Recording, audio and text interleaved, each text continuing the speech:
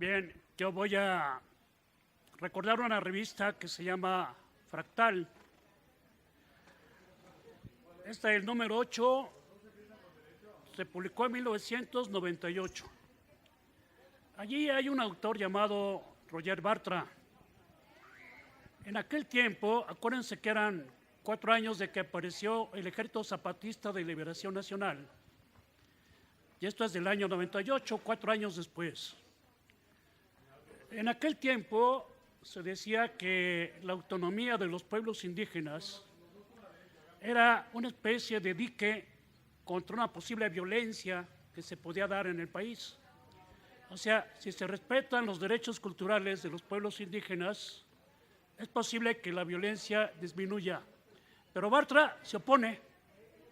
Dice, ¿cómo es posible que se vaya a disminuir la violencia si se están proponiendo, como hace Díaz Polanco, dice Bartra, aunque no lo menciona él, pero menciona, digamos, el grupo que apoya la autonomía? ¿Cómo se va a lograr eso con formas de gobierno discriminatorias, religiosas, corporativas, autoritarias y sexistas? ¿Cuáles son esas formas de gobierno autoritarias y sexistas? Pues las de las comunidades indígenas, precisamente, es lo que dice Bartra. Y luego en el mismo artículo hay una polémica con Miguel Alberto Bartolomé, que es lo que nosotros llamamos etnopopulista. Y dice Bartolomé lo siguiente, ¿qué es esto?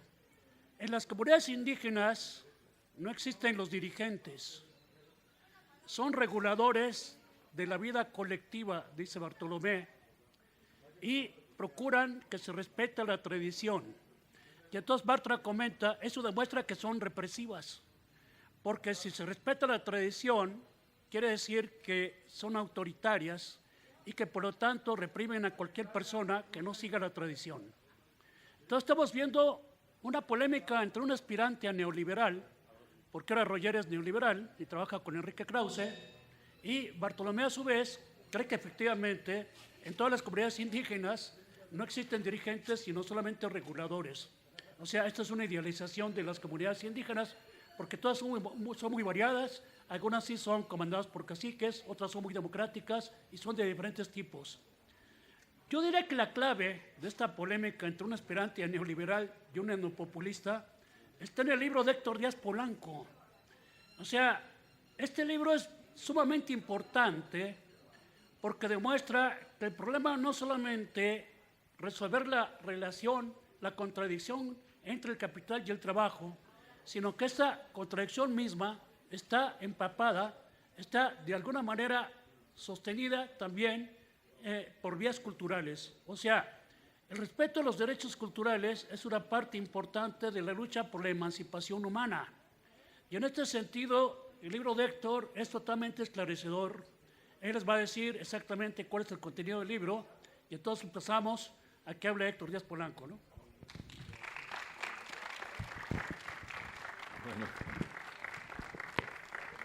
Bueno, buenos días a todos.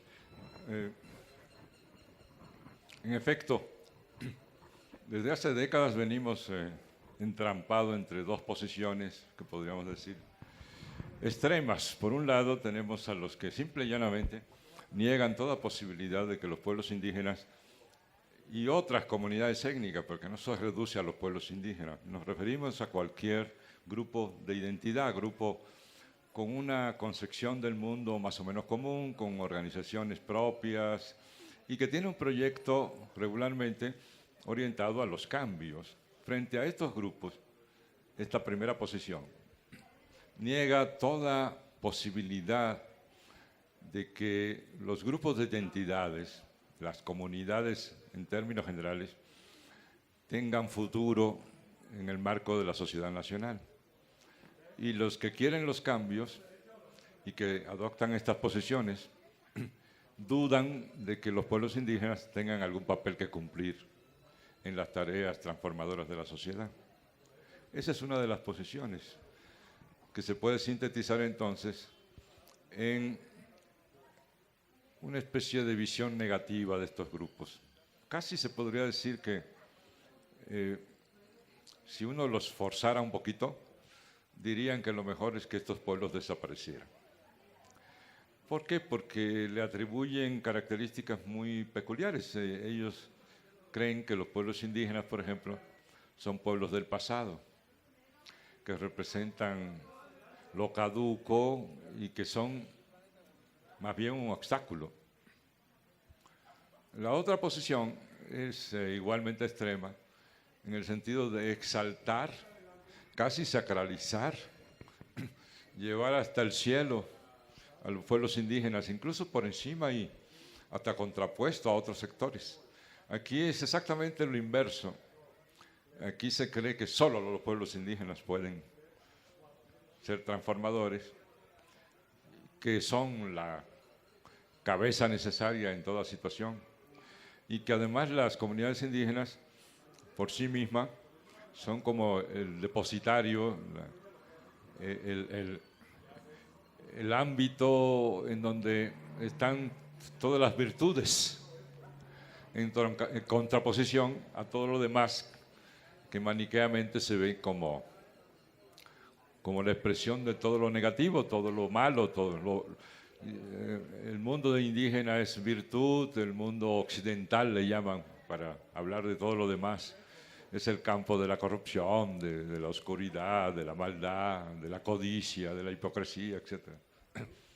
Entonces, al construir estos dos bloques, sencillamente sostienen que el bloque indígena es el de la virtud y todo lo demás es de lo negativo. Por tanto, por eso prácticamente se concentran solo en este sector, o principalmente en este sector, apostando a este sector para cualquier transformación en la sociedad. Lo que nosotros sostenemos es que ambas posiciones están equivocadas. La primera porque, como ya dije, suponen que el mundo indígena es un mundo del pasado, lo cual es absolutamente falso. Los pueblos indígenas son perfectamente contemporáneos. Es no ver a los pueblos desde el punto de vista histórico, sino de lo que llamamos la visión esencialista. ¿Qué quiere decir esto? El atribuir a un grupo determinado características como invariables, permanentes, eternas, ¿no? Como si los pueblos indígenas, digamos, de la época prehispánica, tuvieran una especie de esencia invariable, de características que después de 5 siglos siguen siendo los mismos. Y esto es totalmente disparatado. Los pueblos indígenas de hoy son los pueblos indígenas de hoy y se han ido transformando a lo largo de la historia. Es más, la posibilidad de su sobrevivencia hasta el día de hoy ha derivado justamente de esa capacidad de irse transformando a lo largo del proceso histórico. Por tanto, se puede afirmar categóricamente que los pueblos indígenas no son pueblos del pasado, sino que son pueblos perfectamente contemporáneos. Y la idea de que los pueblos indígenas son contemporáneos, es decir, nuestros contemporáneos, es la única posibilidad entonces de ver cómo estos pueblos pueden ir con nosotros en los procesos de transformación. Si fueran del pasado, no podrían ir con nosotros en los procesos de transformación, porque estaríamos diciendo que son pueblos que no varían. Y los pueblos todos, incluyendo a los pueblos indígenas, varían a lo largo de la historia. Entonces, ¿qué es lo que nosotros tenemos que encontrar? Tenemos que encontrar aquello que es peculiar de los pueblos indígenas actualmente, los diferencia de los demás, es decir, lo hace pueblos especiales, con culturas propias, con formas propias de organización, etc. Y al mismo tiempo, tratar de ver lo que es común de esos pueblos con los demás sectores de la sociedad. Y es en este terreno común donde se encuentra el ámbito posible de transformación junto con los pueblos indígenas. Lo que en las últimas décadas se ha mostrado es que estos pueblos no solo no son inertes, atrasados, sin posibilidad de innovación, sino que si uno examina la historia de México y de América Latina, sobre todo en Bolivia, en Ecuador, etcétera, encuentra que muchas de las grandes propuestas transformadoras que han sido asumidas por sectores no indígenas, por pueblos no indígenas, derivan de los planteamientos de los pueblos indígenas, derivan de sus prácticas, es decir, Si ha habido una práctica política transformadora, innovadora en América Latina en los últimos tiempos, eso han sido los pueblos indígenas. No me puedo extender mucho en eso, pero, por ejemplo, sectores indígenas y no indígenas en América Latina están planteando que la síntesis, con una frase, de lo que procuramos hacia adelante hoy día, es lo que ellos llamaron los pueblos aymaras y quechuas de Sudamérica, de Bolivia, de la zona andina, el buen vivir. Ese es un concepto que engloba una gran cantidad de planteamientos transformadores de la sociedad. Replantean por completo el proyecto político en América Latina. El proyecto del Sumacausay en quechua, que significa más o menos en español el buen vivir o el vivir bien, y que implica una serie de posicionamientos claves y absolutamente necesarios para cualquiera que quiera plantearse la transformación en sociedades nacionales, tales como los planteamientos relativos a la madre tierra, lo que nos lleva de inmediato a los planteamientos más avanzados sobre la cuestión ecológica y la relación hombre-naturaleza en la época contemporánea, la cuestión de la relación de los sectores sociales entre sí, en términos de tolerancia, reconocimiento, respeto mutuo, etcétera, etcétera. Y propuestas en el terreno económico que son absolutamente esenciales para superar la crisis económica mundial, etcétera. Es un tema largo y complejo. Lo que quiero hacer es simplemente ilustrar con este ejemplo las propuestas innovadoras que hacen de los pueblos indígenas, incluso en el momento actual, uno de los sectores más vanguardistas, más avanzados, más innovadores. Por ejemplo, las propuestas de los indígenas sobre política pura, sobre democracia, han hecho que avancemos muchísimos, los no indígenas, las organizaciones no indígenas, políticas, sociales y culturales, al plantear formulaciones nuevas sobre lo que llamamos hoy la democracia participativa, que arranca de las raíces de los pueblos indígenas en sus prácticas comunitarias en términos de asambleas en donde se toman decisiones. Cuando nosotros decimos queremos que nos consulten no indígenas, incluso a escala nacional, queremos que haya revocación del mandato, que haya plebiscito, todo eso no es más que la expresión de planteamientos indígenas que han sido reactualizados en lenguaje no indígena para que sea generalizado, pero que derivan de las prácticas indígenas. Así que no se trata de grupos marginales, del pasado, sin importancia, sino por el contrario han tenido un papel fundamental en los últimos tiempos. Ahora, para que esto tenga alguna utilidad política en términos progresivos de avance para las sociedades en general, incluyendo a los pueblos indígenas, se requiere resolver algunos problemitas que están atacando por el flanco izquierdo a los planteamientos que derivaron de todo este proceso de las últimas 3 décadas de la lucha de los pueblos indígenas, desde el zapatismo hasta el Estado plurinacional en Bolivia y Ecuador, por ejemplo, para ejemplificar. Y es el hecho de que de un tiempo a esta parte se ha venido planteando una especie de contraposición irresoluble entre lo comunitario y lo político. O dicho de otra manera, se ha ido despojando a lo cultural comunitario de su arista político, de su vertiente política. Es decir, se ha ido tratando de separar la lucha por lo comunitario, por la comunidad como elemento clave de la lucha política y de los grandes problemas que atañen a la lucha política. ¿Cuáles son los grandes temas que atañen a la lucha política, al planteamiento político hoy? Básicamente dos, del cual derivan otros. El problema del poder y, en particular, el problema del Estado. Estos dos son elementos claves para definir nuestra acción, nuestro accionar político hoy. El punto es que se han ido construyendo teorías y prácticas que nos indican, incluso nos exigen, que abandonemos esa idea de que la solución de los problemas del mundo o de nuestra sociedad tienen que ver con los asuntos del poder y con los asuntos del Estado. Con lo que, de hecho, nos van arrinconando y metiéndonos en un carril que conduce o a un callejón sin salida o conduce simplemente a la inactividad, al vencerse, al no encontrar cabida para la acción. ¿Qué es lo que se nos dice?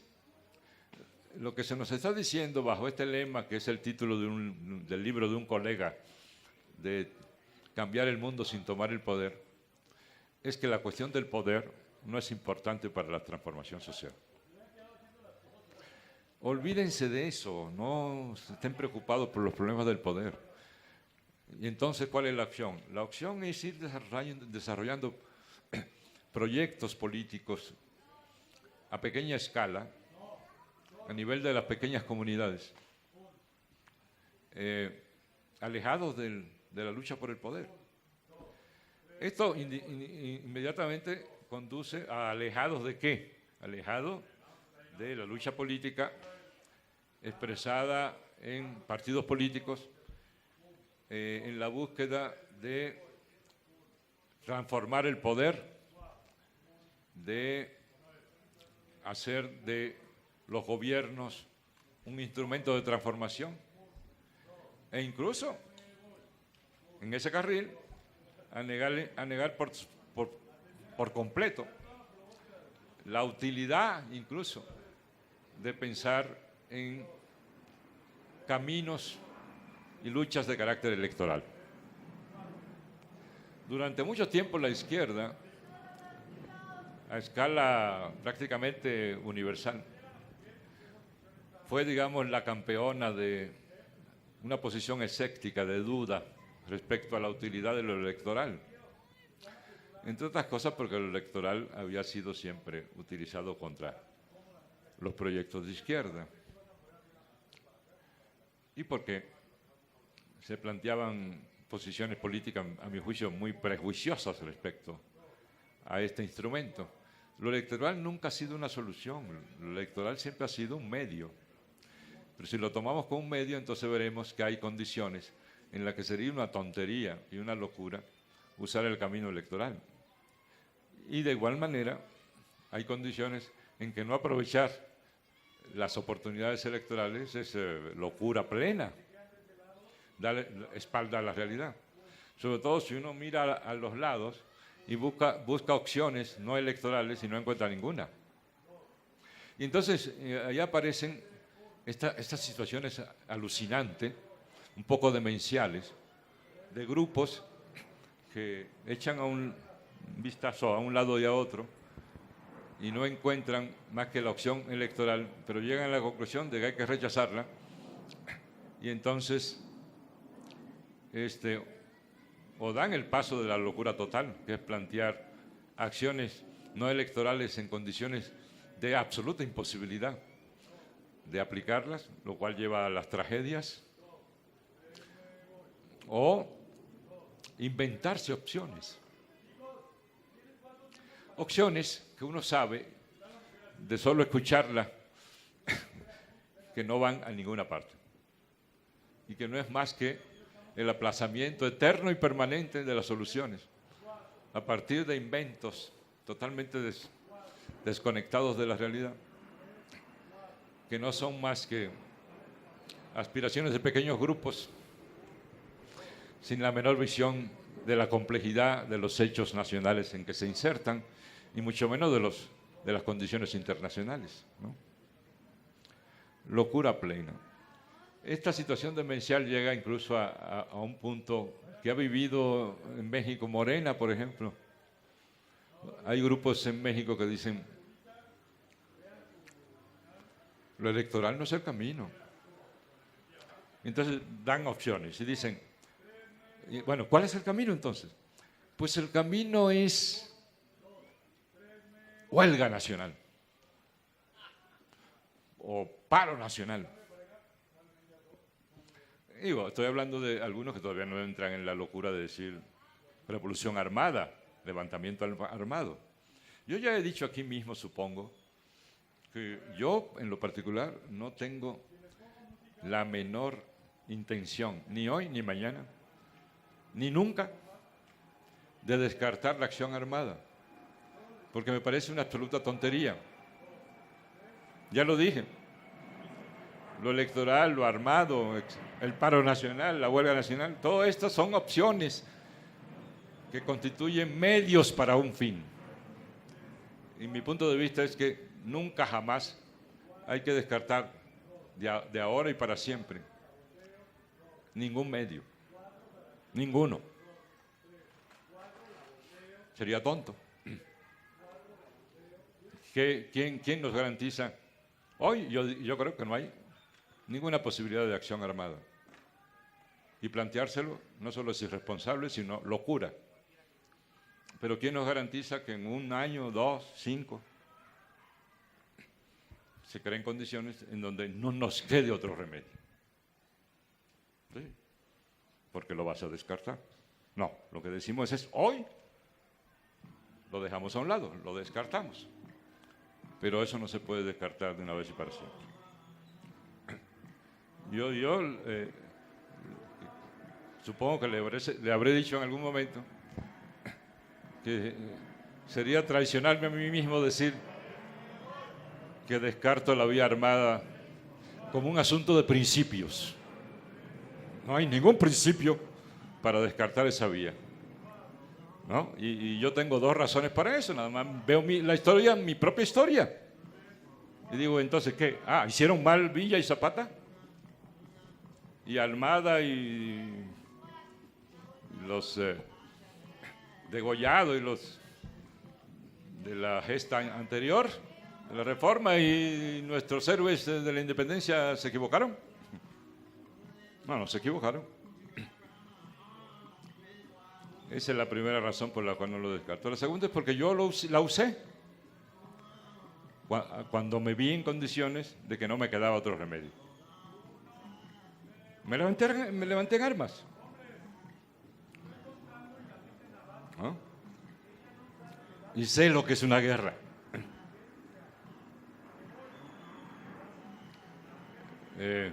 No caeré nunca entonces en la irresponsabilidad de hacer creer a alguien que eso es cualquier cosa, como ir a un paseo a caballo. No. Es una cosa de un costo terrible. Mientras podamos evitarlo, hay que evitarlo.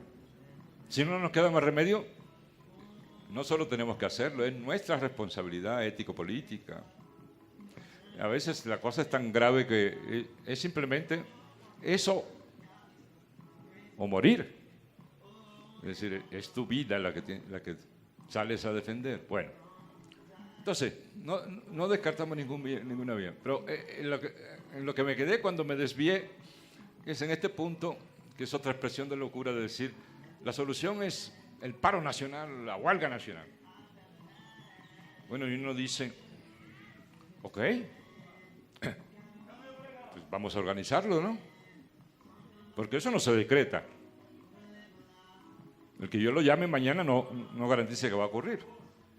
¿Qué es lo que quiere decir? Que si yo quiero que haya paro nacional, vamos a empezar a organizar el paro nacional. O uno le dice, bueno, ¿y por qué no lo llamas? Llamas al paro nacional, te seguimos. Entonces la respuesta surge siempre. ¿Qué es lo que está detrás? No, nosotros no podemos hacerlo. Nosotros lo que estamos pidiendo es que ustedes, en este caso ustedes son Morena, que ustedes lo convoquen, que ustedes lo hagan. Ok, entonces tú defines un proyecto para que otro lo haga. Una locura total. O sea, quieren que los proyectos de ellos lo hagan otros. No, si usted tiene un proyecto, usted tiene que hacer lo necesario para que ocurra. Ese es su deber y es lo lógico, ¿verdad? No poner en hombros de otro la responsabilidad de lo que se va a hacer. Entonces, vinieron los grandes ejemplos latinoamericanos, uno tras otro, y mostraron clarísimamente una especie de patrón, de secuencia exitosa, que consistió, ahí tienen ustedes el caso de Venezuela, el caso de Bolivia, el caso de Ecuador, Brasil de alguna manera, Uruguay de otra manera, Argentina, etc. Antes Nicaragua, antes otras experiencias, en donde hay más o menos un patrón claro. Y ese patrón consiste en, primero, movimientos sociales que se articulan. Y al articularse, construyen un partido político. Tiene nombre diferente. Por ejemplo, en Bolivia se llama el MAS, el Movimiento de Acción al Socialismo, Movimiento al Socialismo. Aunque tiene la palabra movimiento, igual que Morena, es un partido que resultó de este proceso de articulación de los movimientos sociales. Movimientos sociales, segundo, partidos políticos, tercero, coyuntura en que se puede aprovechar la situación electoral, participación en los procesos electorales, obtención del triunfo electoral. Desde el gobierno, en quinto lugar, llamar de inmediato a un proceso de revisión de la organización de la sociedad en su conjunto, es decir, a reconstruir el Estado. Por tanto, sexto, llamar a una constituyente. La constituyente transforma y crea una nueva constitución, crea un nuevo Estado, en donde se incluyen las reivindicaciones de los movimientos sociales, las grandes modificaciones en términos de participación política con democracia participativa y la definición de un nuevo modelo económico. Eso es el patrón. En Venezuela, en Bolivia, etc. Y con eso, las grandes mayorías han obtenido mayor participación política. De hecho, en el caso de Bolivia, participación política por primera vez en siglos. Tienen participación política en su país. Transformación, echar a un lado el modelo neoliberal y desarrollo de un modelo económico nuevo que incluye, entre otras cosas, la recuperación de los recursos de todo tipo, pero particularmente los recursos naturales del país, en favor del desarrollo, del crecimiento y del bienestar del propio país. Redistribución, es decir, que las riquezas se distribuyan justamente entre los sectores de la sociedad, por supuesto poniendo el énfasis en los más necesitados, etcétera, etcétera. Transformaciones culturales de diversos tipos, descolonización, lo llaman en Bolivia, de tal manera que por este camino se han obtenido logros. Ahorita hay un conjunto de transformaciones internacionales y regionales que están poniendo en condiciones difíciles este modelo, pero yo espero que eso sea solo una situación difícil y un tropiezo y que salgan adelante. Pero lo que es claro es que la experiencia histórica nos muestra que mediante este proceso que incluye todo esto que quieren que nosotros dejemos de lado, poder, Estado, partidos, movimientos, etcétera, son esenciales para las transformaciones que necesitamos. Y en el impulso de esto y en el proponer, hacer propuestas novedosas, los pueblos indígenas han sido campeones en los procesos latinoamericanos. Pero esto nos remite a un tema más general que la cuestión indígena, y es la cuestión del poder y las comunidades. Cuando hablamos de comunidades estamos hablando de grupos con características propias desde el punto de vista cultural, pero además con un tipo de organización que da pertenencia a un sector social determinado. Y lo que estamos planteando en el libro es que si uno analiza lo que está pasando en los últimos años, después que inició lo que se llama la globalización, estamos asistiendo a un proceso terrible, implacable de destrucción de comunidades. Y con esto se están destruyendo las identidades. Porque no puede haber identidades sin comunidades. De hecho, la identidad crece en la comunidad. Por eso el libro se llama El Jardín de las Identidades. ¿Cuál es el jardín de las identidades? La comunidad. Es en ese jardín comunitario en donde florece la identidad. Por eso la destrucción de comunidades que está haciendo el neoliberalismo ha tenido como efecto la destrucción devastadora de comunidades en los últimos tiempos. Nos están individualizando. Cada vez pertenecemos menos a una comunidad identificable y cada vez estamos más en una condición de individualización. Lo que hasta ahora nos dejan es lo que en el libro se llama las comunidades pasajeras, momentáneas, artificiales o de ropero, ¿no? Esas en las que participamos de manera fugaz durante ciertos momentos. Por ejemplo, ustedes en este mismo momento están participando en una de esas experiencias. En términos generales, vinculado a la cuestión del espectáculo, ¿no?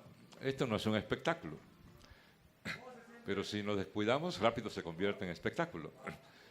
Es un evento donde ustedes desde su individualidad, con las excepciones del caso, que tengan realmente pertenencia a alguna comunidad, pero en general vienen de su individualidad y aquí encuentran momentáneamente durante unas cuantas horas la sensación de pertenecer a algo, de ser parte de un grupo. En general, esa es la vida, sobre todo, por supuesto, mucho más en los países ya en que el capitalismo ha avanzado, el capitalismo neoliberal globalizador, en los países centrales, en Europa, Estados Unidos, etcétera, donde la gente vive prácticamente en la absoluta individualización y solo en estos momentos fugaces que mencioné, particularmente en los espectáculos, se siente parte de algo. Pero eso dura un poquito de tiempo y terminado ese evento político, cultural, musical o de lo que se trate, vuelven de nuevo a su individualidad. Y por eso mismo la gente está buscando algún tipo de nueva comunidad. En la medida en que le van destruyendo su entorno comunitario, entonces busca desesperadamente formas identitarias, formas de pertenecer a comunidades que han sido creadas por el propio sistema para resolver, digamos, esta hambre de comunidad, ¿no? Ahí en el Zócalo yo ponía el ejemplo de la cienciología. Han oído hablar de eso, ¿no? Es una religión a la que pertenecen personas muy preclaras porque muchos de ellos son artistas, científicos, muy conocidos, ¿no? Como John Cruz, ¿no? John Travolta. Lo que no dije allá en el Zócalo y ahora agrego es que para que ustedes vean lo increíble que es este asunto de las comunidades artificiales, como esta religión, que los que impulsan esta religión ni siquiera se han preocupado por ocultar cómo surgió.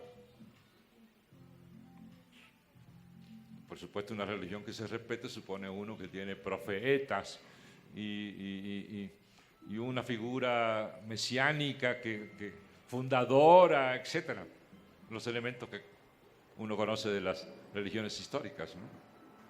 Pues no, la cienciología, un señor periodista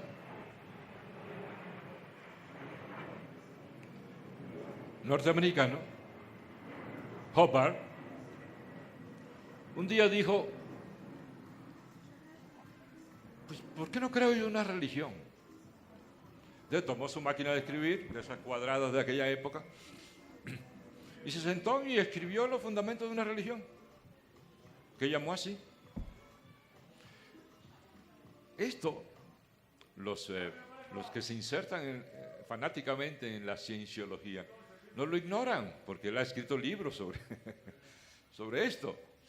Es conocido que se sentó un día y se inventó la religión. Pero aún así, el hambre de identidad, el hambre de pertenencia, el hambre de ser parte de una estructura comunitaria, hace que esta religión crezca y crezca. Y así por el estilo.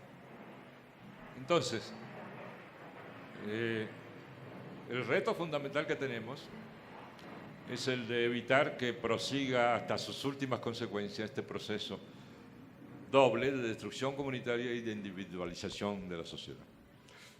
Porque esta individualización, a su vez, es veneno puro para los propósitos colectivos y al mismo tiempo para los propósitos de construir alternativas políticas que permitan resolver los problemas comunes.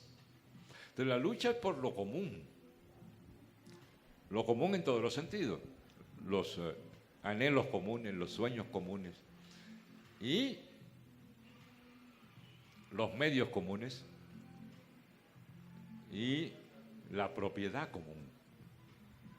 La propiedad común es la naturaleza en que estamos insertos, el medio ambiente,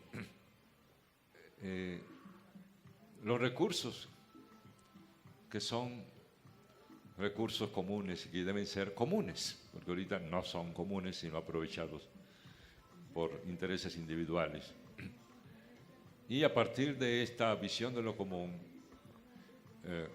de esta reconstrucción de lo común, fundado en una comunidad de intereses, podamos transformar la sociedad en el sentido que queremos.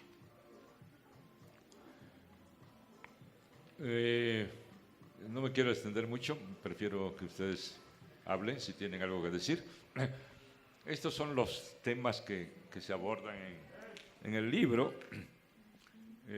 Allí, sobre todo en la parte final, yo incluyo un capítulo que llamo 7 mitos sobre la autonomía, en donde trato de, aprovechando el tema de la autonomía, que tampoco, por cierto, es un asunto que solo atañe a los pueblos indígenas, sino a todos los humanos en sociedad. Es la autonomía frente a la heteronomía en que vivimos. Vivimos alienados de nosotros mismos. Necesitamos recuperar la autonomía como expresión de una autodeterminación propia.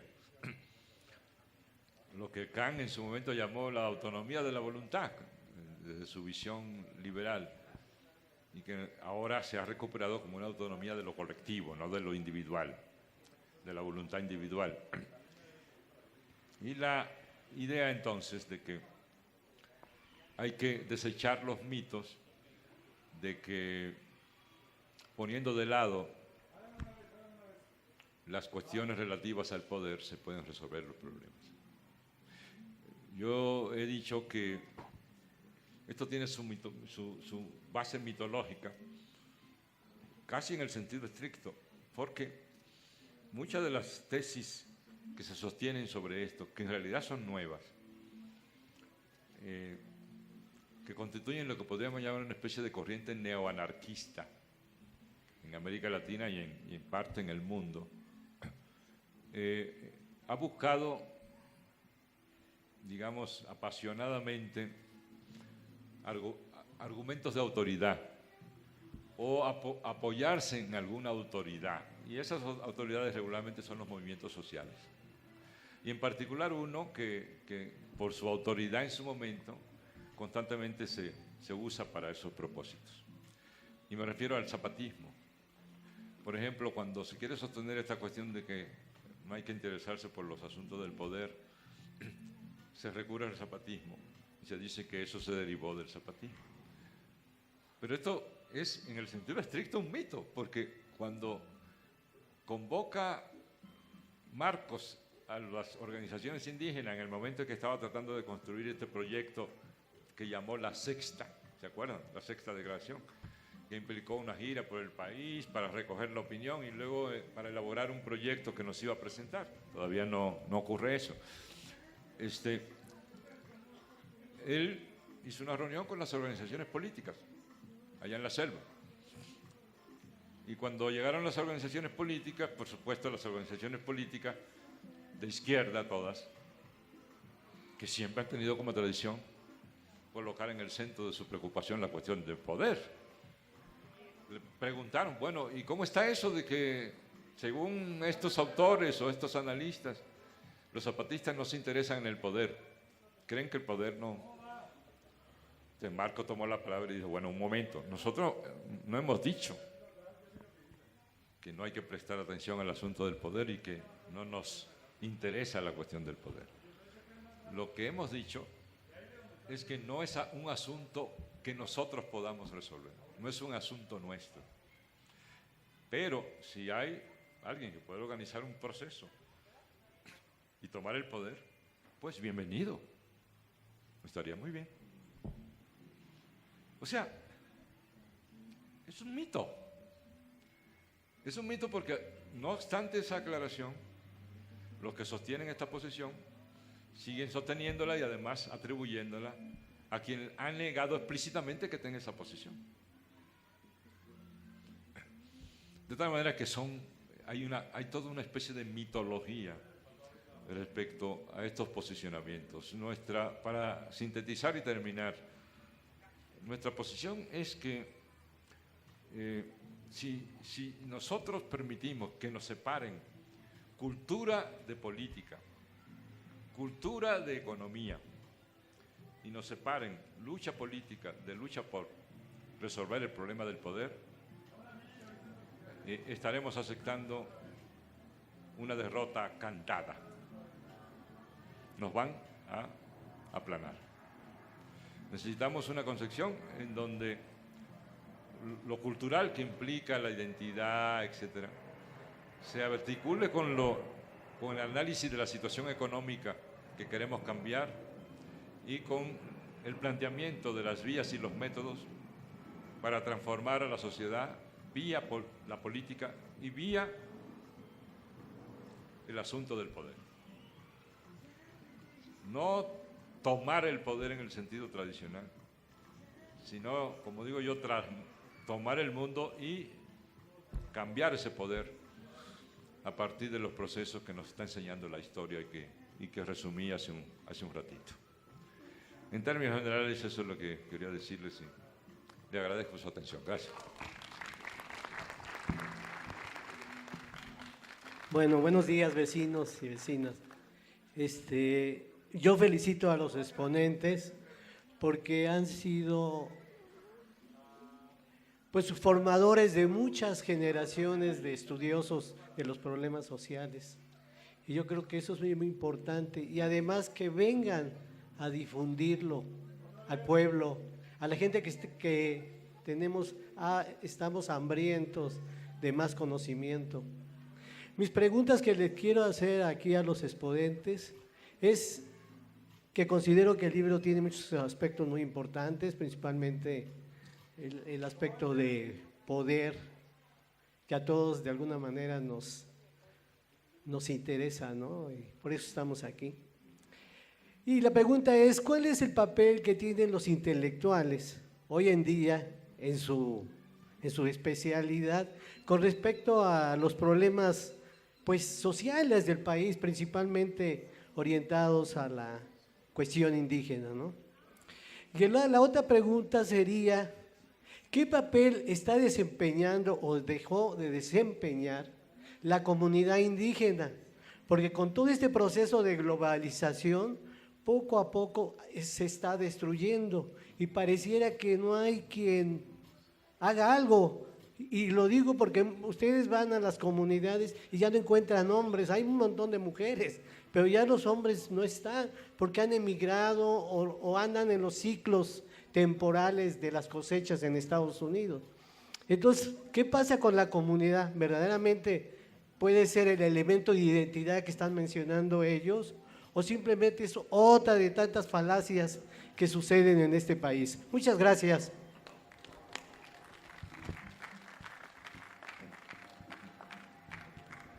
Buenos días a los dos, buenas tardes más bien. Yo tengo una pregunta, ¿por qué le puso ese título al libro? Dado que Normalmente cuando se hace un libro se busca la mercadotecnia, de que tenga el impacto inmediato y que el que va y compre, aunque después lo lea dije, ching, no es lo que yo esperaba, ¿no? Porque me es difícil, me es romántico el título, ¿sí? No vendedor. Esa es una, ¿no? Y la otra es, si nos podían, cualquiera de los dos, ampliar en qué va a afectar, tenemos idea, pero en concreto en el pensamiento de ustedes como conocedores de la conducta humana, sus orígenes, etcétera, filosóficos, ¿en qué va a afectar los acuerdos estos secretos, el TISA, el TPP, en estas comunidades, y no en comunidades propiamente, sino a toda la sociedad? Porque toda la sociedad somos la comunidad, identificados de alguna manera u otra. Estoy muy preocupado por este asunto de estos tratados, que si el Tratado de Libre Comercio ya ven cómo nos ha ido, pues con estos nuevos que son hasta secretos, por algo han de ser secretos, la misma Hillary Clinton está en contra, ya es un decir. Estoy preocupado porque parece que quieren producción o ya no la necesitan de mano de obra y sobramos 6,000 millones de seres humanos para este 1%. Gracias.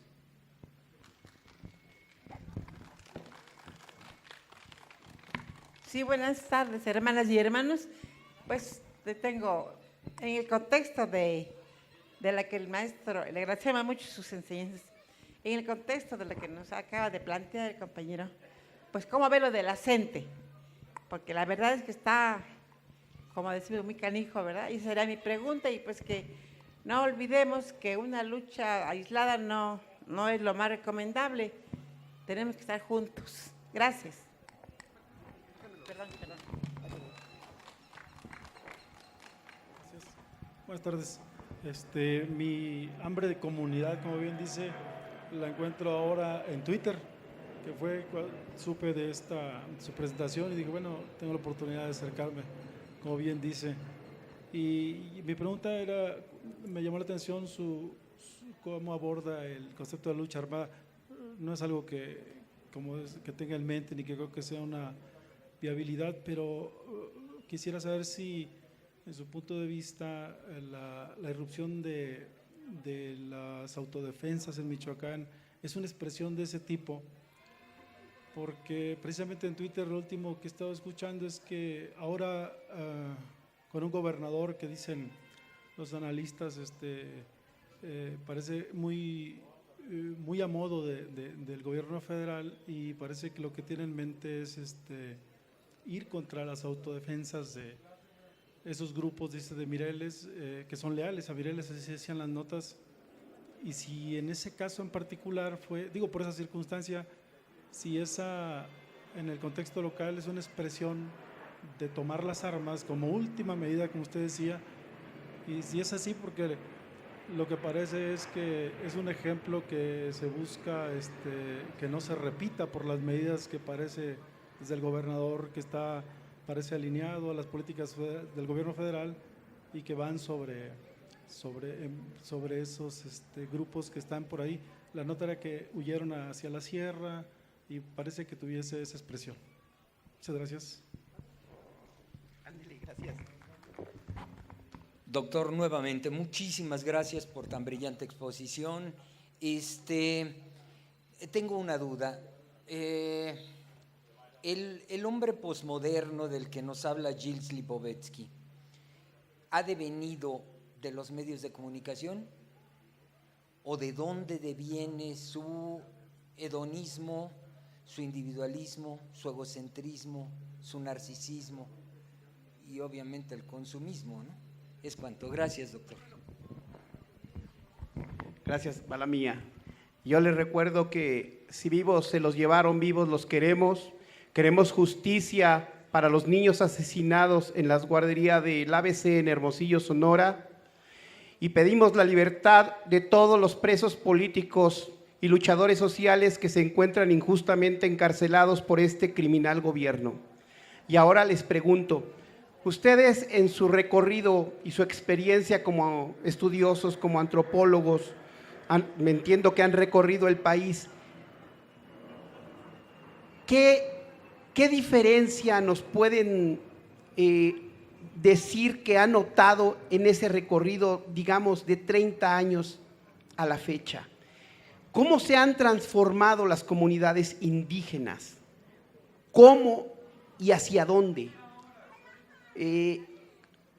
Una pregunta. La otra, ¿cuál creen ustedes que vaya a ser ese elemento articulador que nos permita dar el brinco y dar la lucha en torno a un ideal que nos, como dije, nos articule y nos impulse ya como una sociedad, como una comunidad, hacia la transformación que todos los que estamos aquí queremos? Muchas gracias. Van las respuestas. Les pido, respetemos, no nos empecemos a levantar, escuchemos con atención porque fueron nuestras preguntas, nuestras inquietudes, lo que ellos van a responder. Gracias.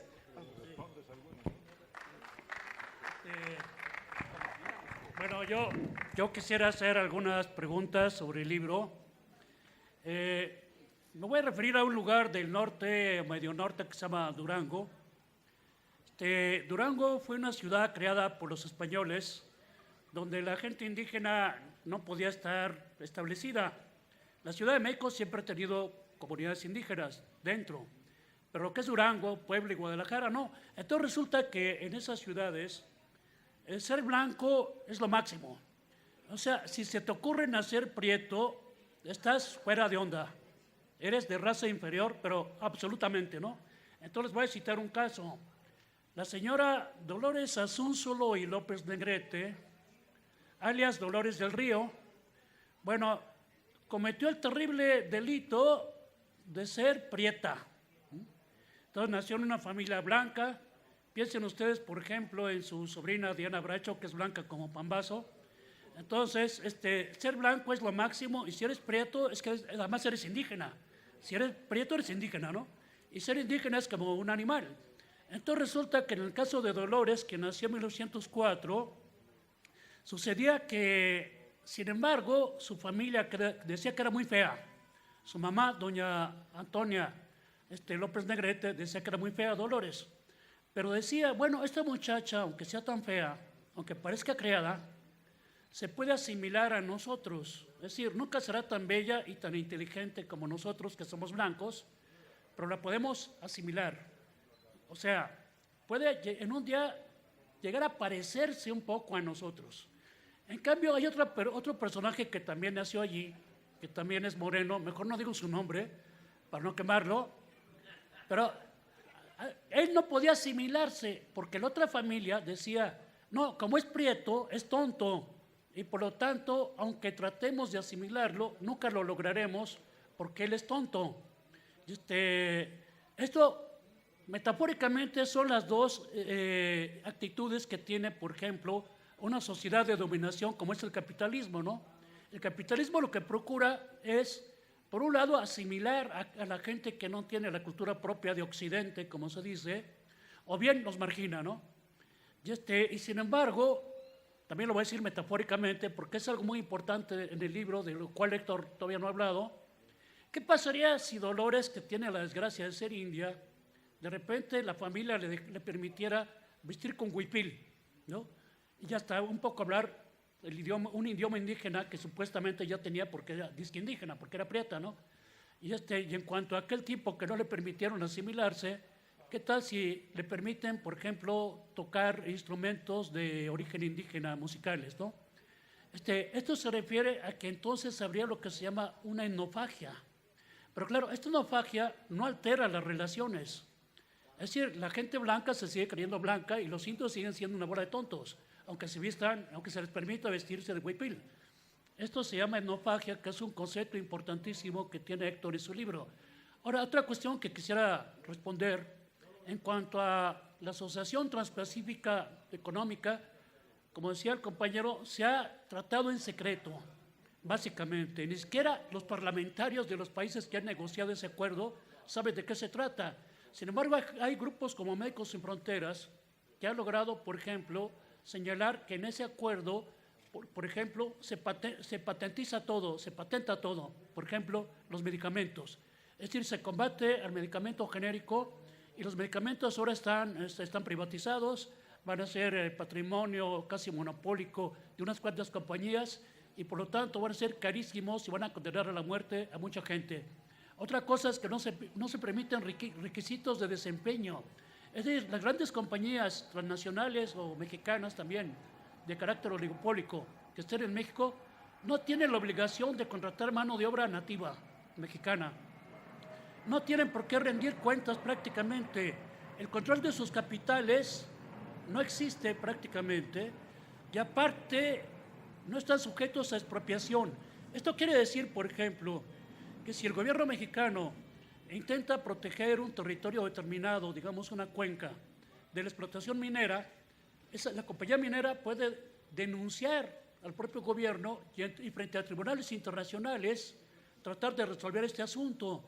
Por ejemplo, este pequeño país que tiene 21,000 kilómetros cuadrados, El Salvador, se ha visto obligado a pagar $300 millones solamente porque quiso proteger un pequeño territorio de la explotación minera de una compañía Golden, quién sabe qué, no me acuerdo el nombre, ¿no? Esto es gravísimo.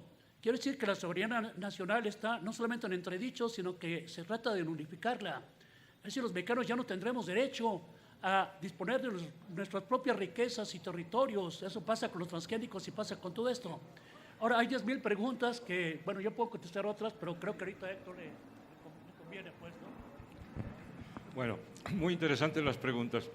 Voy a ser muy breve porque el tiempo apremia. Este tema de la destrucción de las comunidades, la resistencia, etcétera, y desde cuándo esto está operando. Por supuesto que esto, para los pueblos indígenas en particular, está operando desde hace siglos, más de 5 siglos. Ya llevamos en la última contabilidad. O sea, no es de ahora, pero también tenemos que entender la peculiaridad de la destrucción de ahora, de eso se trata. Por supuesto, partimos del punto de que la destrucción ha sido permanente. Es decir, el compañero que hizo la primera intervención relacionó muy correctamente la destrucción con poder. Es decir, todo poder intenta homogeneizar en favor de lo que él considera el modelo, la forma de ser, e incluso el fenotipo, los rasgos que son los buenos, los bonitos, los adecuados, en relación con lo que señalaba Javier respecto a los que nacen prietos, ¿no? Que para un sector de la sociedad es como una desgracia, ¿no? Porque tienen un modelo de tipo humano, que es el buen modelo. Bueno, entonces, por supuesto que ha habido destrucción siempre, pero esas destrucciones han, en las etapas históricas claves, han tenido el carácter de destrucciones que surgen de la propia actividad de construcción de ese nuevo poder que en cada momento se quiere edificar.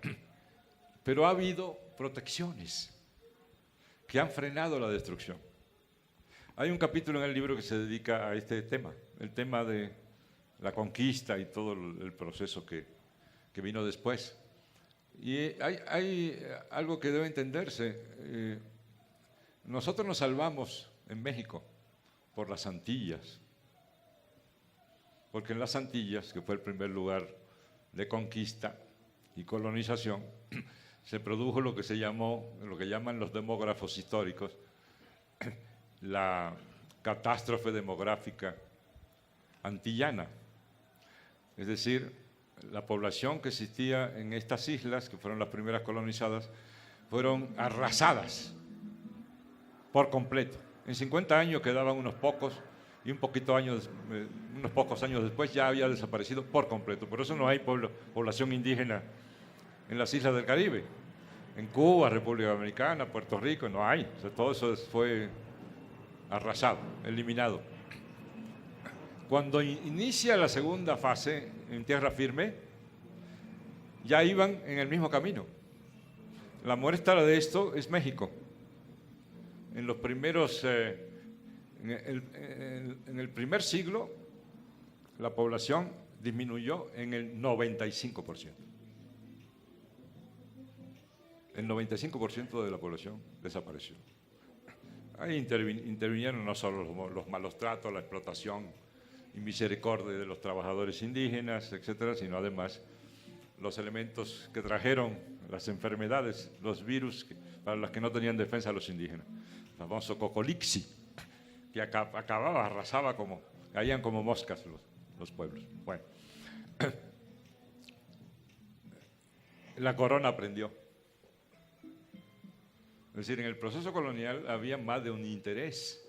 Estaba el interés de los colonizadores, que pasaron de inmediato a ser encomenderos, ¿no? ¿Cuál era el fin de un encomendero? Venir de España, hacer su tarea de encomendero, acumular la mayor cantidad de riqueza y regresarse. O disfrutar su riqueza acá. Por tanto, no estaba interesado en el asunto de la sobrevivencia de los pueblos indígenas. La corona, en cambio, no. La corona tenía interés en que la población indígena se mantuviera porque eran tributarios. Por eso adoptaron medidas, las famosas llamadas leyes nuevas, contra los colonizadores encomenderos para impedir que siguieran por ese camino y poder preservar su gallina de los huevos de oro, que era la población indígena, que tributaba a la corona. Eso tuvo como efecto que la línea que llevaba de caída de la población indígena hacia la desaparición, como en las Antillas, fuera frenada a partir del siglo XVII-XVIII y empezar a crecer de nuevo y a recuperarse.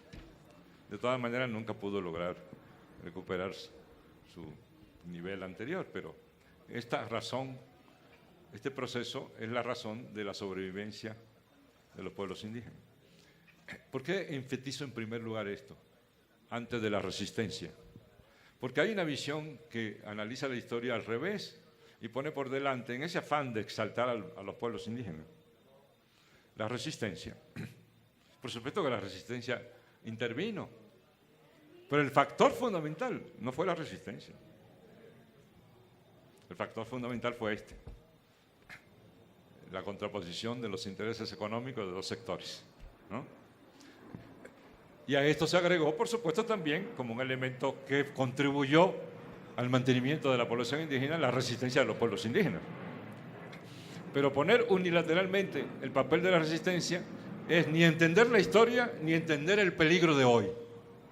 El peligro de hoy es que si usted insiste, no usted, en abstracto, si una persona insiste en que los pueblos indígenas tienen una especie como de mecanismo misterioso que los hace resistir a cualquier cosa y que les garantiza la sobrevivencia de hoy y para siempre, están equivocados y están haciendo un mal servicio a los pueblos indígenas.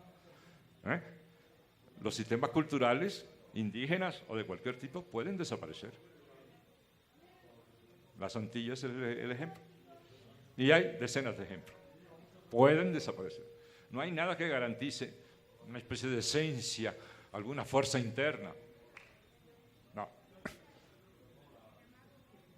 Se tienen que crear condiciones favorables para que esos pueblos permanezcan.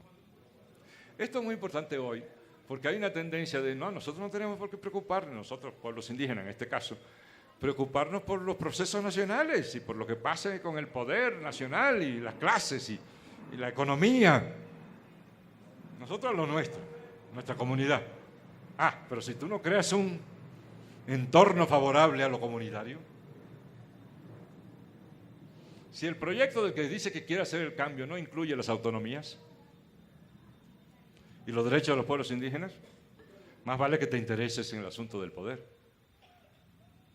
Porque no va ese gobierno, como los actuales, a favorecer el florecimiento, el mantenimiento, el crecimiento de las culturas indígenas. La razón por la cual yo estoy en Morena es porque el punto 1 de Morena, el 1, estaba en el 10 cuando empezamos a redactar el proyecto alternativo de nación. Era el número 10, de 10, es decir, en último lugar. Y una vez que elaboramos la parte relativa a derechos culturales, comunitarios, indígenas, autonomía, etcétera, el equipo dijo, no, este no es el número 10, este es el punto 1 nuestro. Y si ustedes examinan el proyecto alternativo de nación, el punto número 1 son estos temas en donde está incluido una propuesta de autonomía para los pueblos indígenas, la más avanzada, la autonomía regional, no solo de la comunidad, sino la regional. Yo por eso estoy ahí, entre otras cosas. ¿No? Porque la otra posición es no se preocupen por la cosa nacional y por el poder, eso no es... No, preocúpense, porque si no hay en poco tiempo un modelo nacional, un proyecto nacional favorable a la diversidad cultural y favorable a los pueblos indígenas y favorable a todas las culturas populares, urbanas, los barrios nuestros, por ejemplo, en la Ciudad de México, nuestros pueblos indígenas, por ejemplo, en Tlalpan tenemos un montón de pueblos. Todo eso va a ser arrasado, porque es una cuestión de ver funcionando simultáneamente los dos factores. Tenemos dos factores, un factor reconstituyente vía la resistencia y un factor destructivo vía la destrucción de comunidades y la individualización. Esos son los dos polos, hay que verlo actuando conjuntamente. Y si nosotros hacemos el balance de los últimos tiempos, sobre todo en los 30 años del liberalismo, el balance es destrucción. Es decir, destrucción gana a reconstitución. Por supuesto que los pueblos siguen resistiendo e intentando reconstituir a sus pueblos y haciendo su lucha, por eso son grandiosos y admirables. Yo los admiro. Pero hay que hacer el análisis completo, porque mientras ellos hacen eso, no están solitos haciendo eso, reconstituyendo y reconfigurando sus identidades, sus comunidades, sino que simultáneamente está operando el proceso del polo destructivo. Y lo que hay que hacer es el cálculo de qué predomina, el esfuerzo de los indígenas por reconstituirse y mantenerse, o el proceso destructivo, sobre todo ahora de carácter neoliberal. Ese es el punto. Eso lo analizo yo desde la época prehispánica, viendo sus fases. Hasta ahora habíamos tenido indigenismos. El indigenismo colonial, después vino un indigenismo que primó en México prácticamente hasta nuestros días y de cierta manera sigue operando, que es el indigenismo llamado integracionista, que quería que a la larga los pueblos indígenas desaparecieran, pero planteaba que no había que intentar destruirlos, sino que había que protegerlos y todo. Todo esto por lo de la Revolución Mexicana, de la justicia, todo eso. Esa política era mucho menos virulenta y destructiva que la actual del neoliberalismo. El gobierno mexicano ya abandonó incluso hasta ese indigenismo y le dejó las puertas abiertas al neoliberalismo a que destruya. Patente de corso. Y ahora ya dieron el salto con lo de los nuevos acuerdos estos, transpacíficos y todo esto, el PISA, del que hablaba Javier, a raíz de una pregunta. Y es verdad que con estos acuerdos va a haber más destrucción todavía. Se va a acelerar el polo de destrucción, pese a la resistencia de los pueblos. Pero eso no nada más a partir de los nuevos tratados que vienen. Ya en la reforma energética se incluyó, no lo olvidemos, un principio nuevo, que es exactamente la inversión del principio que operó hasta el día de hoy en México, desde la Revolución Mexicana, que era el principio de que había prioridad de los intereses comunitarios respecto a ciertas actividades, constructiva, etcétera, o productiva. Entonces, una comunidad, un ejido, por ejemplo, podía, ¿cómo se llama?, ampararse, ir ante la justicia. Y hay que admitirlo, regularmente o en la mayoría de los casos, la justicia le daba la razón a las comunidades y las protegía. O al menos hasta ahora estaba siempre la duda. En este caso lo protegerá o no. Pero ya ahora transformaron la ley con la reforma energética y dijeron, en cualquier caso será prioritaria la explotación minera. Ante el reclamo comunitario, si van ante un juez, el juez va a decir, no, lo siento, ya no puedo hacer nada. Aquí dice la ley que la explotación transnacional, por ejemplo, minera, tiene prioridad respecto a la comunidad o el ejido de que se trate. Entonces, eso es lo que están haciendo. Es a eso a lo que queremos llamar la atención y no seguir en esta ideologización, en estos vapores ideológicos de que los indígenas son invencibles históricamente, de que su resistencia es irrefrenable, de que, pues ni que fueran Superman. No son Superman. Son pueblos históricos, muy heroicos, han peleado durísimo. Pero mi conclusión es que, por lo que llevamos, están perdiendo la batalla aceleradamente. Si no hacemos algo para transformar en el país las nuevas relaciones sociales y culturales, las nuevas relaciones políticas, no pasan décadas antes de que veamos, tristemente, no solo comunidades marxistas, sino moribundas, agónicas. Entonces, es nuestro deber evitar eso.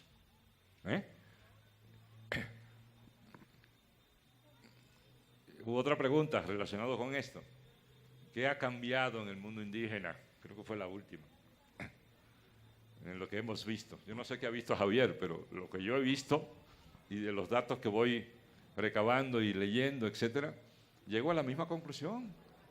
En los últimos tiempos, las comunidades han sufrido un vaciamiento terrible, entre otras cosas, merced a este proceso migratorio que hace que cuando usted va a una comunidad en Michoacán, por ejemplo, puras mujeres, pueblos vacíos.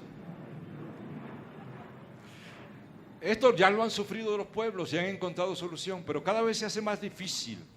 Hay un punto crítico en que ya no hay retorno, en donde entra en colapso la comunidad. La comunidad intenta, dice, tengo cada vez menos hombres porque tienen que salir a trabajar, reconstituye con las mujeres, con los niños, se crean comunidades exteriores de los migrantes que empiezan a apoyar a la comunidad. Todo esto lo han intentado. Los indígenas son unos genios de la búsqueda de adaptación y de resolver los problemas que se le presentan. Pero hay un momento en que como el cuerpo humano, un sistema biológico que va intentando, se llama homeostasis, el sistema mediante en el cual un sistema intenta restablecer el equilibrio. ¿Qué es la enfermedad? El momento en que ya no pudo ganar el pleito interno que trae, con las bacterias, con lo que sea.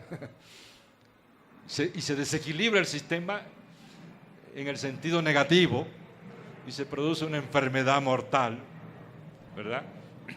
Igual pasa con las sociedades, con las comunidades.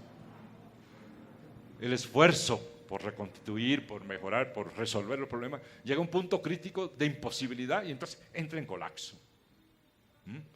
Lo que queremos evitar es que eso pase en nuestro país, ¿no? Ya lo lograron los bolivianos, pararon ese proceso. Bolivia está en un renacimiento de los pueblos indígenas impresionantes, ¿no? No solo que tengan un presidente indígena, eso no es una causa, es un efecto. Tienen un presidente indígena porque los indígenas se convirtieron en el factor político, cultural y social fundamental en el país. Y lo han reelecto 2 veces y van para la tercera. Pero es por eso, porque se lograron crear condiciones nacionales que les permiten ganar en este pleito entre el mal y el bien que constituyen los procesos destructores del neoliberalismo y la capacidad de los pueblos, por otro lado, de intentar defenderse y conservar sus culturas, ¿no? Entonces siempre hay que analizar con esta dialéctica del polo negativo y el polo positivo, del polo destructor y el polo reconstructor, ¿no? Para poder entender lo que está pasando y no hacer ideologías fáciles de un supuesto sistema que es invencible. Teníamos un amigo común ya fallecido, muy famoso, Guillermo Bonfil, colega nuestro. Y nuestra diferencia, bueno, la mía, Javier no sé cómo se llevaba con él. Bien, bien. No, yo también me llevaba muy bien con él, pero teníamos una diferencia radical respecto a este punto. Porque la ideología de Guillermo Bonfil, era prácticamente esta. Los pueblos son invencibles. Su capacidad de resistencia es prácticamente descomunal. No, yo digo que sí, que tienen una capacidad tremenda. Ah, pero el sistema no está manco. El sistema también juega permanentemente y cada vez con un arma más poderosa, más destructora. Por eso nos urge parar al neoliberalismo. Primero frenarlo, que debe ser nuestra primera tarea a partir de 2018. Primero frenarlo y después para atrás, revertirlo y crear un modelo nuevo de sociedad. Ese es nuestro proyecto. Y no es algo que nos inventamos para salir del paso, no, es algo que está en muchas páginas, negro sobre blanco, expuesto como proyecto. Bueno, ¿cuál es el papel de los intelectuales? Pues se lo dejo al mejor intelectual que tenemos aquí es Javier, ahorita nos explicará eso. ¿Qué más? ¿Por qué el título? Bueno, el título es por lo que dije, porque el jardín de las identidades para mí es la comunidad y el tema del libro es la comunidad y el poder. Como ustedes verán, el título completo es el jardín de las identidades y un subtítulo que sintetiza un poco y da una clave al lector, es comunidad y poder. Ese es el tema del libro, son dos ejes, comunidad y poder, que atraviesa todo, ¿no? Bueno, esa es la razón del título. Por eso soy un poco poético, pero tiene alguna precisión respecto al contenido. El CENTE, alguien mencionó el CENTE, ¿verdad? Perdón, la CENTE. Claro, es mujer, una organización.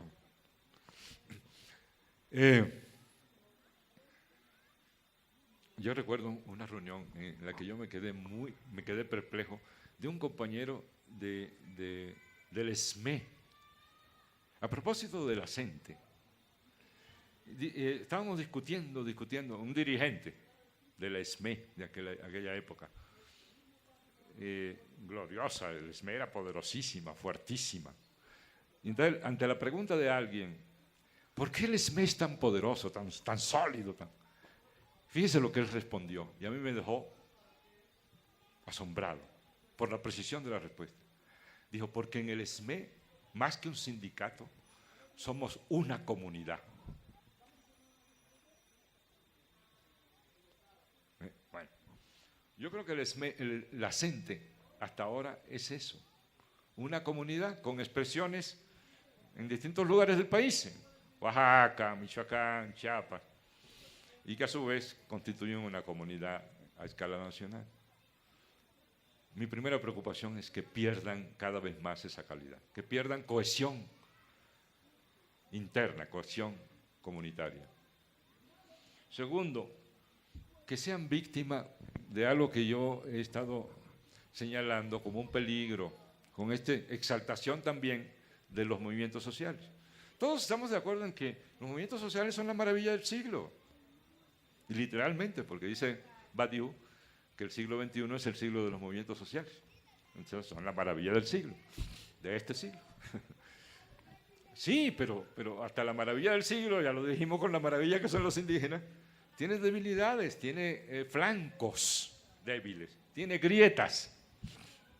Y la grieta de los movimientos sociales es la incapacidad, no de esos mismos movimientos individualmente, sino incapacidad derivada de la creación de condiciones para que esto ocurra, de articularse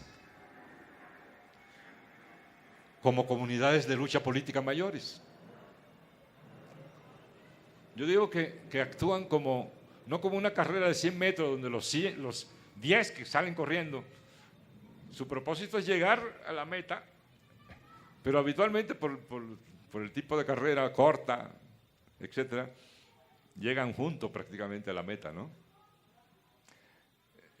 Los movimientos sociales parecen más bien una carrera de relevo, en donde uno cubre 50 metros y le pasa al otro, y el otro sigue los 50 metros. Pues.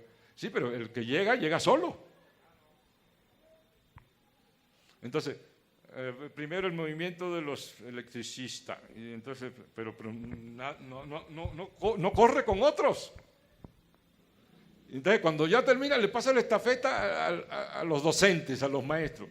Y bueno, y se la pasa a los 132. Y los 132 corren y se la pasan a Morena. ¿Qué nos pasa? Tenemos que correr juntos. Para llegar junto a la meta, pues.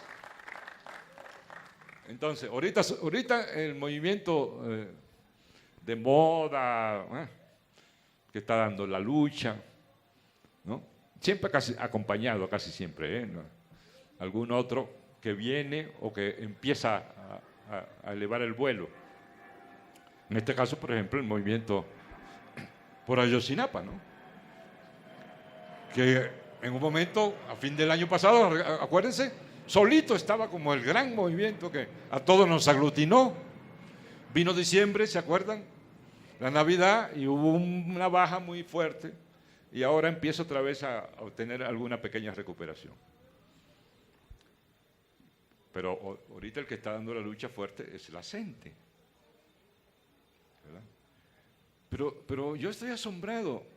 La gente empieza a ser golpeada directamente. Y no veo que aparezcan los otros grandes movimientos que nos dicen que existen y que están listos para la batalla.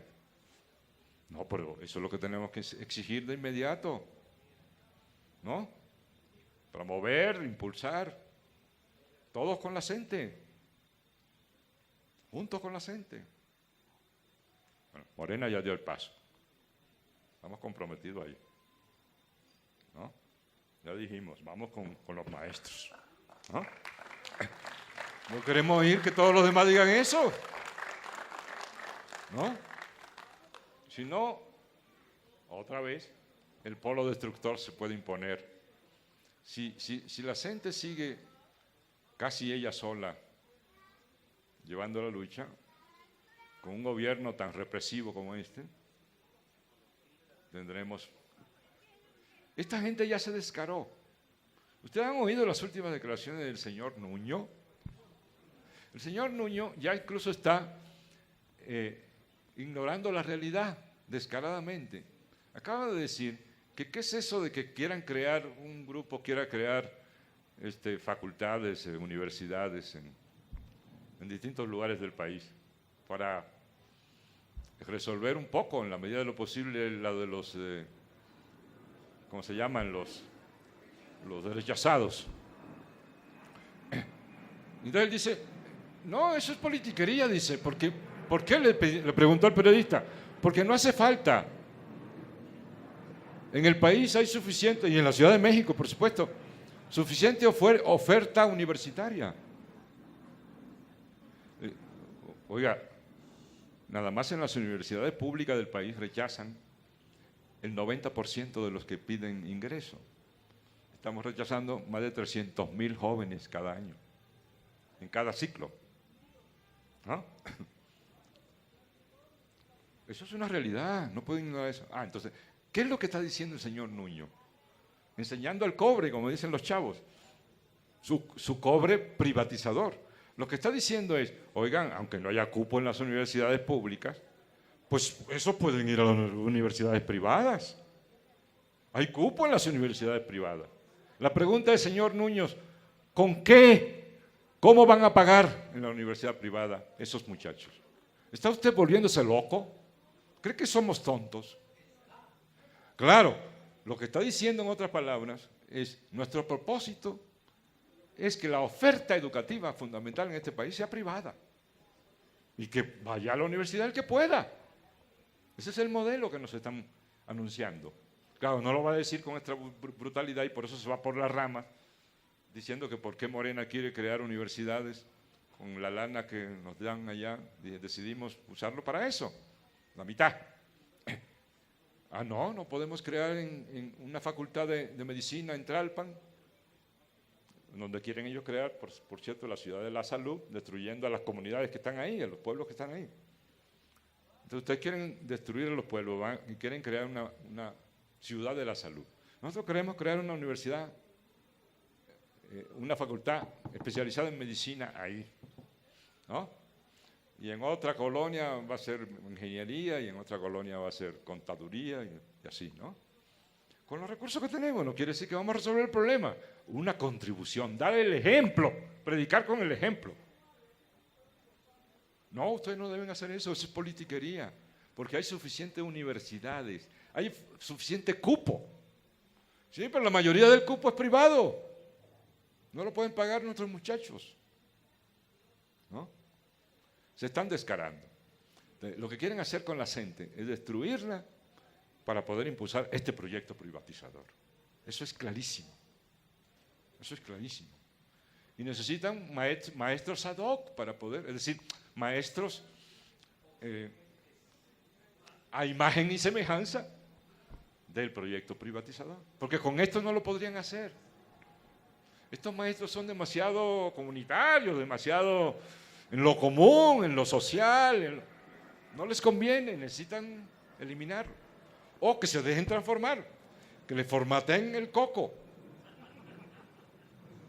Entonces ya formateados pueden ir a hacer el trabajo que ellos quieren, y que es compatible con el tipo de país que quieren construir, ¿no? Un país de trabajadores para las transnacionales, de robots, de esclavos, esclavos contemporáneos, modernos, no son los de la sociedad griega, pero esclavos al fin y al cabo. Bueno, ya hablé demasiado, voy a dar la palabra a Javier. Gracias. Bueno, en este país hay una sobrepoblación de intelectuales porque se considera intelectual a cualquier tío o tía. Por ejemplo, toda la bola de loros huastecos que salen en Televisión Azteca y en Televisa, pueden ver, por ejemplo, hay un mequetrefe que se llama Ricardo Alemán, que lo llaman intelectual. Está el señor Macario Esquetino, está Leo Zuckerman, está una bola de tipos que además se creen guías de la opinión pública, aunque lo único que conocen son los paraísos Radisson de México y los de Europa, porque no conocen el país, aunque pontifican sobre ello. Ahora, un intelectual no es simplemente un erudito. Hay muchos eruditos, bueno, no tantos realmente, ¿no? Pero bueno, cualquier gente que sepa exactamente que Carlomagno se coronó el año 800 en el Sacro Imperio Romano Germánico, pues ya resulta que es un intelectual porque tiene mucha información y sabe Napoleón perdió en Waterloo y que se murió que nació el 15 de agosto de 1769, murió el 5 de mayo de 1821. Eso es algo así como saber la alineación del Necaxa en 1963, ¿no? O sea que Morelos en la portería, Arnauda, Rufo, Llorente, Portugal, Salazar, Jasso, Molinas, Palleiro, del Águila y otro cuate que ya no me acuerdo. Pero entonces, un erudito no es un intelectual. Ahora, se ha planteado más bien que un intelectual es alguien que tiene una visión de conjunto. Si pensamos, por ejemplo, en la mirilla de un tanque que da una vuelta, aquella persona que logra ver todo el paisaje a través de la mirilla, que lo ve en todos los puntos cardinales, ese es un intelectual. Puede tener una especialización, digamos, aquí hay un gran poeta llamado Octavio Paz, aunque en lo personal me cae gordo, pero es un gran poeta. Él era un intelectual que tenía esa visión global de conjunto, que podía efectivamente abordar un gran conjunto de temas, aunque uno no esté de acuerdo con ellos, por ejemplo, su visión del mexicano. Pero él era un intelectual que se llama orgánico, término inventado por un gran marxista llamado Antonio Gramsci. Estos intelectuales crean la ideología. Otro lo es, por ejemplo, José Vasconcelos, sobre todo en su primera época, después se convirtió en fascista, ¿no? E incluso su calidad intelectual descendió muchísimo. Pero digo que hay una sobrepoblación de intelectuales porque incluso cuando yo llego a una facultad de la UNAM que se llama Facultad de Filosofía y Letras, donde todo el mundo se cree guacareado por Júpiter, donde todo el mundo se cree en la mamá de Keiko, de Flipper, de Lassie. Incluso una vez yo grité en la Facultad de Filosofía y Letras, qué gusto me da estar con tanto genio a mi alrededor, ¿no? Porque incluso me acuerdo de una revista que hacíamos llamada El Machete, mal llamada El Machete, porque era una revista medio posmoderna, pero que subsidiaba el Partido Comunista. Había dos camaradas que en ese tiempo estaban en el Partido Comunista, se llamaban Roger Bartra y Jorge Castañeda. Un día le dije a Jorge, le mencioné la palabra Zacahuil, y me preguntó si era una tribu africana. Sí.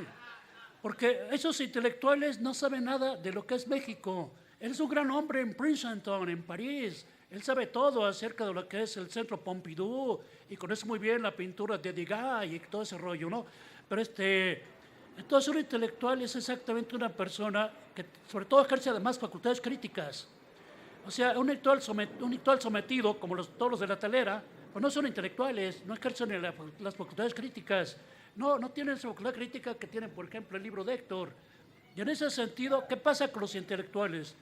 Bueno, un gran emperador chino, el que hizo la muralla china, Shi Huangdi, ¿qué hizo con los intelectuales? Los mandó a traer vivos.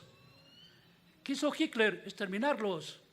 Ahora, Mario Vargas Llosa tiene razón en una cosa. Cuando él habló de dictadura perfecta, él que es un vendido neoliberal, pero tenía razón cuando dijo que el Estado mexicano en particular es un gran campeón de la absorción de intelectuales. Es decir, hay gente que muy destacada, gente que son intelectuales, efectivamente, y que de repente, with the money, dances the dog, y entonces les dan prebendas, les dan privilegios, les dan sinecuras, les dan viejas o viejos. Miren, por ejemplo, ese rollo de Cuauhtémoc Gutiérrez de la Torre no es nada especial, ¿eh? Cuando éramos estudiantes en la universidad, los señores Tulio Hernández, Gustavo Carvajal, Félix Barra, miembros del benemérito Partido Oficial de México, nos traían una bola de gordas, además mucho mejores que la trae Cuauhtémoc Gutiérrez de la Torre. Es una forma de comprarte, una forma de prostituirte, una forma de absorberte, pues. Y sobre todo la gente más destacada. Y claro, se vendieron una bola de tipos. Se vendió Francisco Javier Alejo, se vendió el Gordo Ramírez, se vendieron, puedo decir, multitud de nombres, porque ahora son destacados miembros del PRI. Incluso el mejor marxista de México, me decía mi colega y amiga Mari Carmen Serra Puche, mi hermano es el mejor marxista de México. Pues sí, el mejor marxista de México era un mandilón de Carla Hills, y con ella firmó el Tratado de Libre Comercio, el señor mejor marxista de México. Ahora, me parece que esta tendencia de absorber a los intelectuales es muy clara. Efectivamente, cuando una persona empieza a destacar, inmediatamente quieren cultivarla, quieren coquetear con ella, pero creo que a últimas fechas esta resistencia se está acabando, es decir, esta resistencia del Estado por tolerar a los intelectuales se está acabando. Hay intelectuales independientes, hay intelectuales combativos, y muchos están precisamente en Morena. Y está Armando Bartra, está Luciano Concheiro, está una serie de gentes muy importantes en ese sentido, que son intelectuales críticos y honran a la intelectualidad mexicana.